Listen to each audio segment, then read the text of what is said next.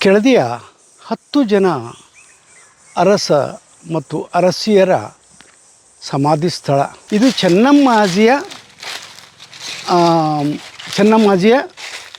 ಸಮಾಧಿ. ಜೀವಂತವಾಗಿ ಇರ್ತಾನೆ ಮಣ್ಣನ್ನು ಏರಿಸ್ತಾ ಬಂದು ಕೊನೆಗೆ ಚಪ್ಪಡಿ ಇಡುವಂಥದ್ದು ಏನಿದೆಯಲ್ಲ, ದಟ್ ಈಸ್ ಕ್ರೂರವಾಗಿರ್ತಕ್ಕಂಥದ್ದು. ಚೆನ್ನಮ್ಮಾಜಿ ಅದನ್ನೇ ವಿರೋಧ ಮಾಡಿದರು. ಅವಳು ನಗೆಡ್ದೆ, ಇವನು ಕೂಡ ನಗೆಡ್ದೆ. ಕಣ್ಣು ಕಲೆತವು. ಇಬ್ಬರು ಕೂಡ ಒಳಗೆ ಹೋದರು. ಇವನು ತಾನು ಎಲ್ಲಿಂದ ಬಂದಿದ್ದೀನಿ ಅಂತ ಮರ್ತು ಹೋಗ್ಬೇಕಾ? ತಂದೆ ತಾಯಿ ಇಲ್ಲಿ ಕಾಯ್ತಾ ಇದ್ದಾರೆ,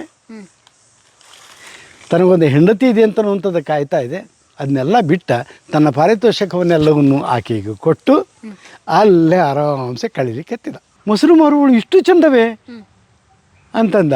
ಅವಳು ಹೇಳ್ತಾ ಇದ್ದಾಳೆ, ನೀವು ಎಲ್ಲೇ ಹಾಕು ಅಂತ ಕೊಂಬಿಟ್ಟ ವೇಷ ಹೇಳ್ತಾ ಇದ್ದಾಳೆ. ಇವನು ಕೇಳ್ತಾ ಇಲ್ಲ.